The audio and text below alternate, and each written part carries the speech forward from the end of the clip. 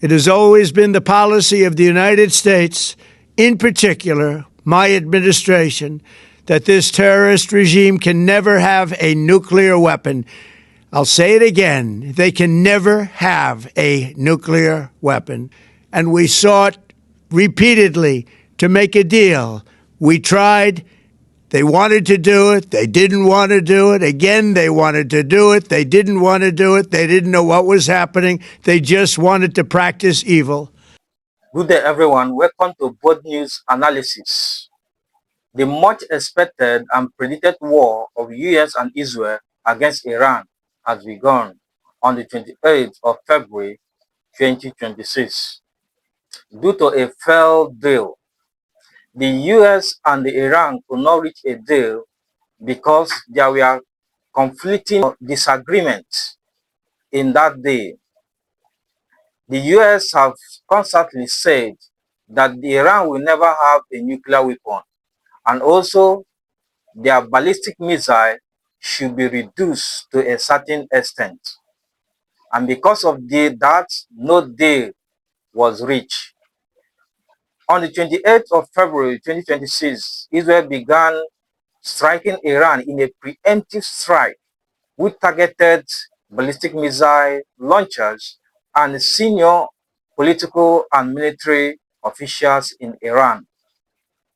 Israel declared the Operation Roaring Lion, while Americans, in the person of Donald Trump, declared that the military operation in Iran is called Operation Epic Fury. Let's take a look at what Donald Trump said in a press briefing. A short time ago, the United States military began major combat operations in Iran. Our objective is to defend the American people by eliminating imminent threats from the Iranian regime, a vicious group of very hard, terrible people. Its menacing activities directly endanger the United States, our troops, our bases overseas, and our allies throughout the world. For 47 years, the Iranian regime has chanted death to America and waged an unending campaign of bloodshed and mass murder, targeting the United States, our troops, and the innocent people in many, many countries. Among the regime's very first acts was to back a violent takeover of the U.S. Embassy in Tehran, holding dozens of American hostages for 444 days. In 1983, Iran's proxies carried out the Marine barracks bombing in Beirut that killed 241 American military personnel.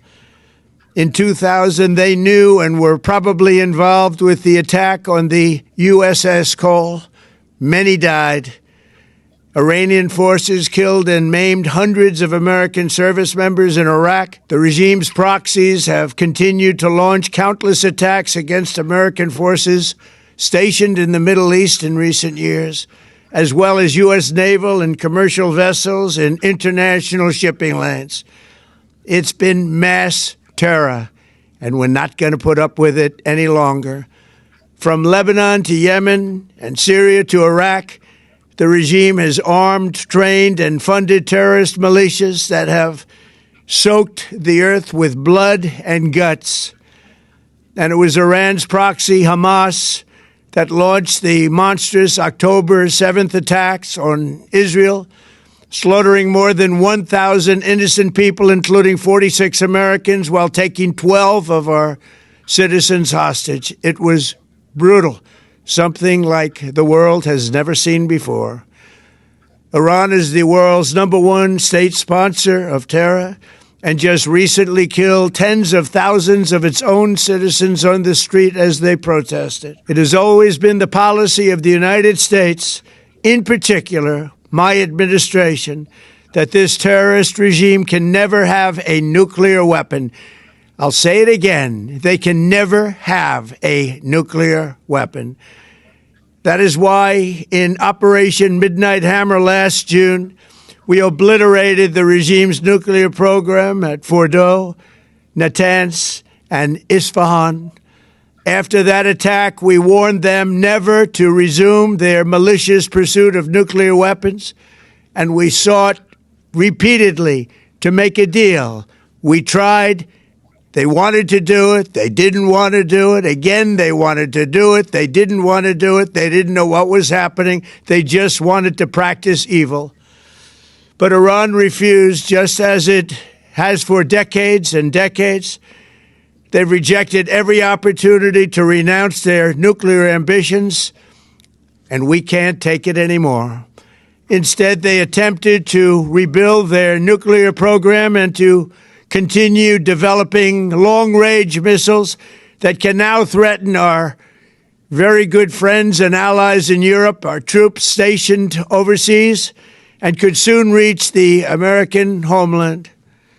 Just imagine how emboldened this regime would be if they ever had and actually were armed with nuclear weapons as a means to deliver their message.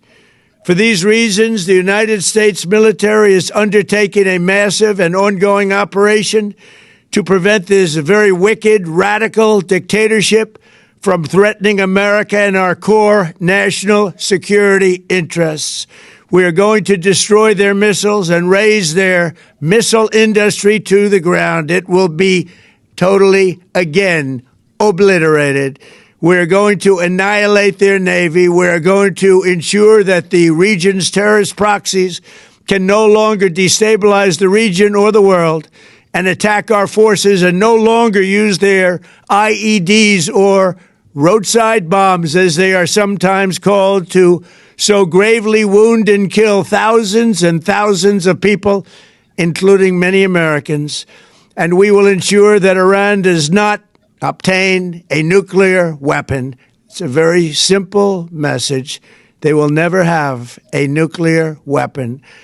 This regime will soon learn that no one should challenge the strength and might of the United States Armed Forces.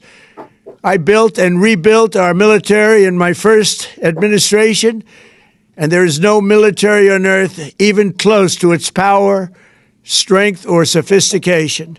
My administration has taken every possible step to minimize the risk to U.S. personnel in the region. Even so, and I do not make this statement lightly, the Iranian regime seeks to kill. The lives of courageous American heroes may be lost, and we may have casualties. That often happens in war. But we're doing this not for now. We're doing this for the future, and it is a noble mission. We pray for every service member as they selflessly risk their lives to ensure that Americans and our children will never be threatened by a nuclear-armed Iran. We ask God to protect all of our heroes in harm's way, and we trust that, with His help, the men and women of the armed forces will prevail. We have the greatest in the world, and they will prevail. To the members of the Islamic Revolutionary Guard, the armed forces, and all of the police, I say tonight that you must lay down your weapons and have complete immunity, or, in the alternative, face certain death. So, lay down your arms. You will be treated fairly with total immunity, or you will face certain death. Finally, to the great proud people of Iran, I say tonight that the hour of your freedom is at hand. Stay sheltered. Don't leave your home. It's very dangerous outside. Bombs will be dropping everywhere.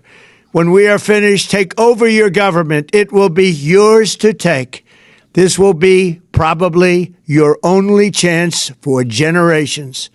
For many years, you have asked for America's help, but you never got it.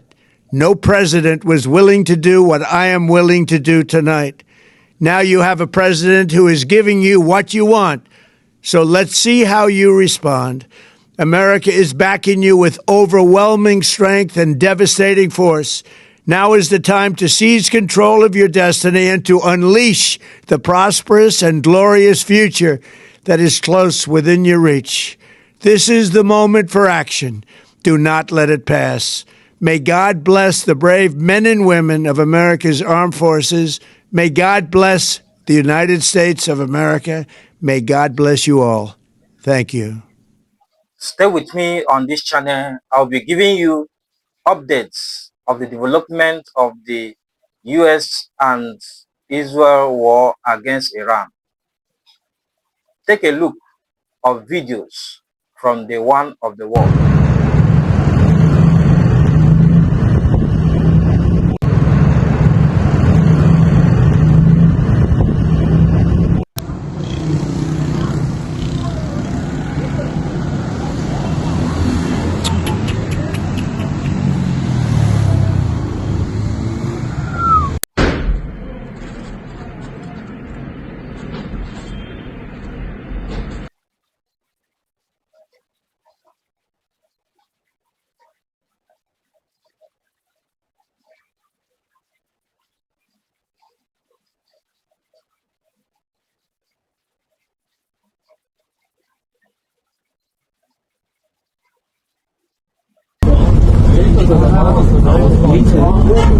معلوم نیست کجاست ولی هرچیه حسابی زدن بعدم زدن هرچیه حجمش خیلی زیاده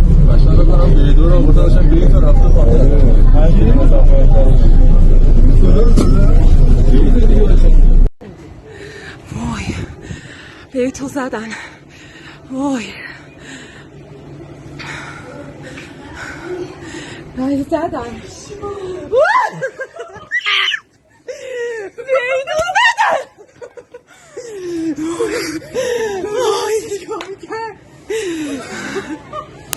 وای وای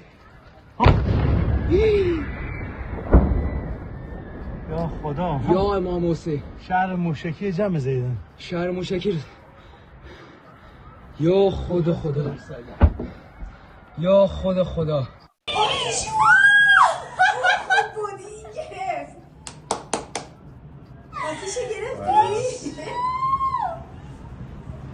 زدن یا فات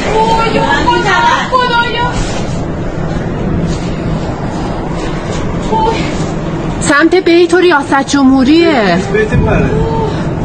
ته چیزه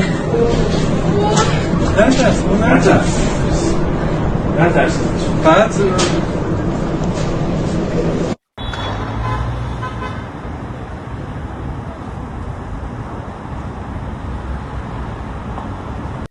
If you love what we are doing, don't forget to turn on your notification button so that when I post a video, you'll be among the first to receive it. Don't forget to also subscribe, share, and also comment. Thanks.